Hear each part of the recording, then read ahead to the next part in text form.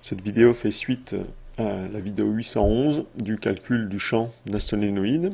Pour calculer le champ du solénoïde infini, on a besoin de calculer le champ sur l'axe. Donc ici, il s'agit de calculer le champ sur l'axe du solénoïde. Donc on a un solénoïde avec une densité surfacique de courant, solénoïde infini, et on veut calculer le champ d'un point M quelconque de l'axe du solénoïde. L'invariance par translation nous assure que ce champ va effectivement être uniforme. On l'a déjà vu pour n'importe quel point du solénoïde. On a vu que sur une ligne de champ, le champ était le même. Donc ici, l'axe du solénoïde est une ligne de champ particulière. On peut s'apercevoir par symétrie que le champ va être sur l'axe des Z. Donc le calcul va se faire en décomposant en fait notre solénoïde en petites spires élémentaires de courant, et on va utiliser, on n'a pas ici suffisamment de renseignements pour déterminer directement par symétrie le champ sur l'axe. On a utilisé au maximum le théorème d'Ampère, donc il s'agit ici tout simplement d'utiliser la loi de Biot et Savart pour déterminer ce champ. On va décomposer le calcul du champ en deux. On va commencer par calculer le champ créé par une boucle de courant, ici, et ensuite on fera la somme des champs créés par chacune des boucles de courant pour la répartition infinie de boucles de courant.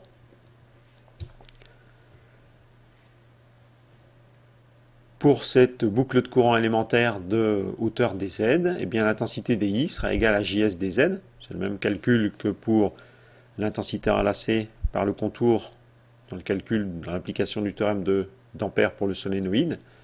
Et donc on obtiendra ici une intensité dI égale à NI dz ou bien JS dz. On l'a dit par symétrie, plan passant par M orthogonal à l'axe des Z est un plan de symétrie de la répartition de courant.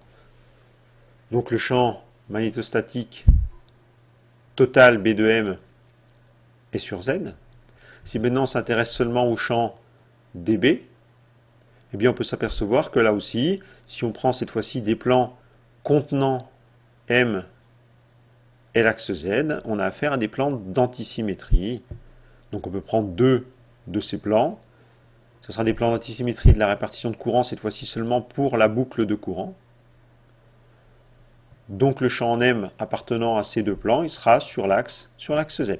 Donc non seulement le champ B de M est sur l'axe Z par symétrie par rapport à un plan de symétrie, mais le champ dB est aussi sur l'axe Z en utilisant la symétrie par rapport à des plans d'antisymétrie. Pour le champ D2B, le champ élémentaire qu'on trouve dans Biot et Savart, les choses sont un petit peu plus compliquées puisque ce champ élémentaire ne fait pas intervenir de boucle de courant fermée. Ce n'est donc pas un champ magnétostatique, il ne vérifie pas les équations de Maxwell. On ne peut donc pas utiliser pour lui simplement des propriétés de symétrie, un petit peu plus compliquées. C'est pour ça qu'on a toujours intérêt, en utilisant Biot et Savart, à utiliser une décomposition faisant intervenir des boucles de courant qui donnent accès à un champ dB qui reste un champ magnétostatique. Donc D2B n'est pas un champ magnétostatique, par contre dB et B sont des champs magnétostatiques. Le champ étant sur l'axe, il suffit tout simplement ici de calculer sa composante sur l'axe. Pour ça, on va repérer un point P de cette répartition de courant. Et on va utiliser Biot et Savart. Le champ dB pour la boucle de courant, c'est mu0, l'intensité, donc dI sur 4pi, dl vectoriel pm sur pm cube, et on va multiplier scalairement ce champ par uz, puisqu'effectivement, on a vu que dB était seulement sur uz. Donc on aura la totalité du champ dB. On va repérer le point P par des coordonnées sphériques d'origine M. Ça va nous permettre d'exprimer en particulier pm et pm cube de manière plus simple. L'élément dl de la boucle va être collinéaire à UFI. Donc en fait, en utilisant les coordonnées sphériques, on exprime facilement dl pm dans la base sphérique. Avec R, le rayon du solénoïde, dl, l'élément de longueur, va être égal à R déφ UFI.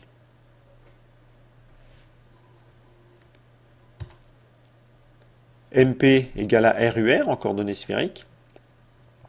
Donc finalement, en inversant le produit vectoriel, on obtient que dB scalaire UZ, on va pouvoir mettre mu0 DI sur 4pi en facteur de la somme, puisqu'il ne dépend pas du point P.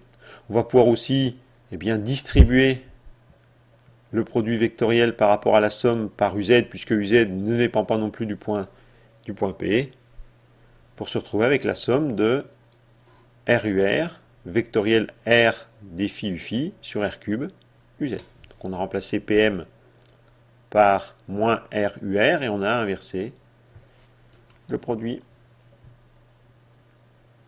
On a commuté le produit vectoriel.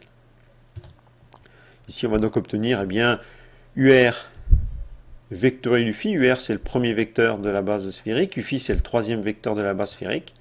Donc on va obtenir l'opposé du deuxième vecteur de la base sphérique, à savoir moins Uθ pour le produit vectoriel. On a une simplification par R. R va être indépendant du point P, c'est-à-dire la distance des points P à M est indépendante de la position du point P. On va donc pouvoir le sortir de la somme, le factoriser, ainsi que grand R. On va obtenir somme de moins Uθ scalaire UZ défi.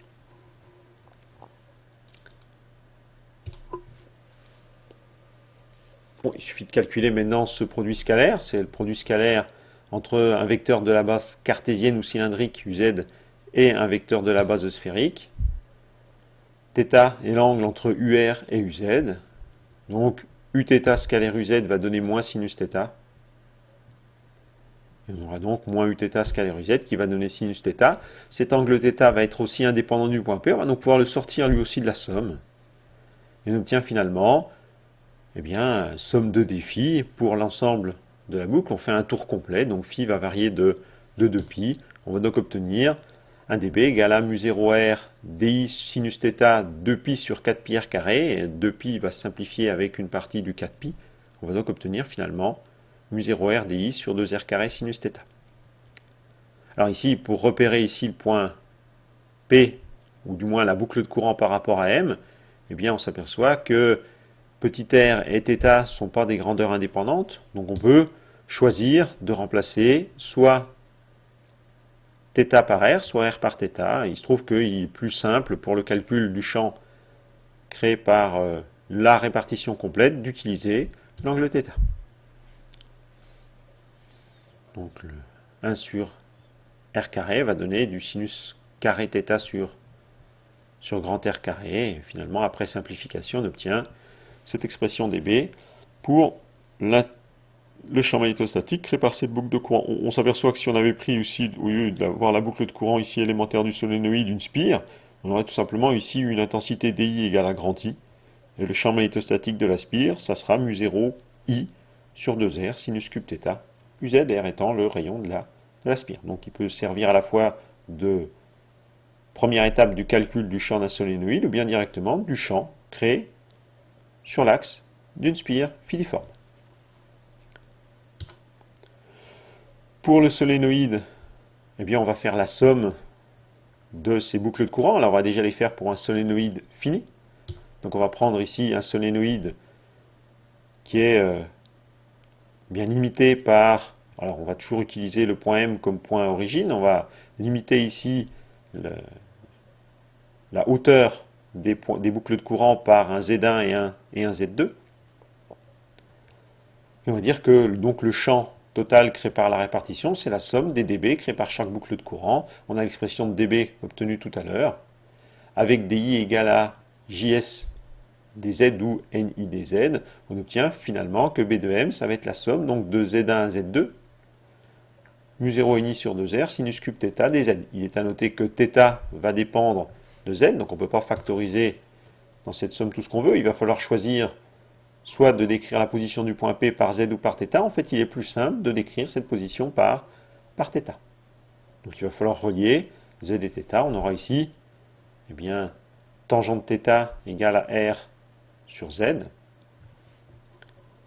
Donc finalement, dz égale à moins R sur sinus carré θ dθ. Après calcul, on peut utiliser la dérivée de cotangente θ.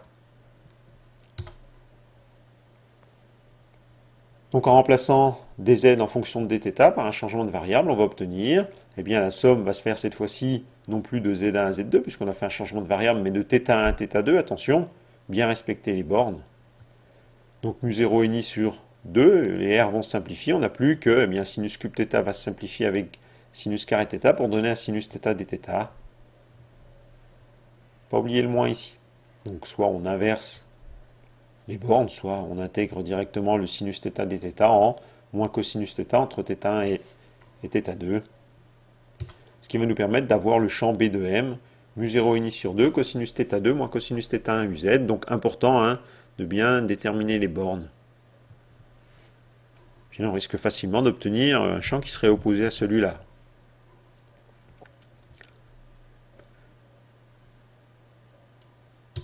Pour le solide infini, ben, il n'y a plus qu'à passer à la limite.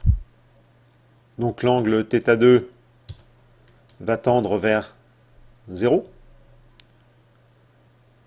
La partie supérieure s'éloigne de M. L'angle θ1 lui va tendre vers pi, donc cosinus θ2 va tendre vers 1 et cosinus θ1 va tendre vers moins 1. Donc finalement, notre B sur l'axe va tendre vers, eh bien, cosinus θ2 moins cosinus θ1 va tendre vers 2. On aura mu0 ini. C'est la valeur qu'on avait eh bien, annoncée dans la vidéo 811 sur l'utilisation du théorème d'Ampère pour le calcul du champ magnétostatique d'un solénoïde. Donc finalement, hein, on retrouve que B à l'intérieur du solénoïde vaut la valeur du champ sur l'axe, à savoir ici effectivement mu0 ini, et qu'à l'extérieur, eh bien, le champ vaut B0 moins mu0 JS, avec la relation entre JS et ini pour passer d'un solénoïde avec une description surfacique à un solénoïde avec une description en termes de circuit filiforme. On obtient bien un champ à l'extérieur du solénoïde qui est nul.